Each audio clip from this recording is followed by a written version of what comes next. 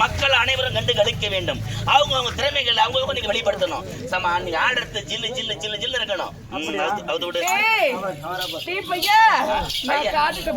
பையன் 1ஆம் கிளாஸ் படிக்கிறேன் நான் காட்டுட்டுமா?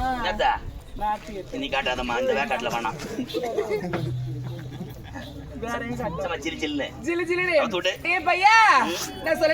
சொல்லுமா எப்படி தெரியுமா?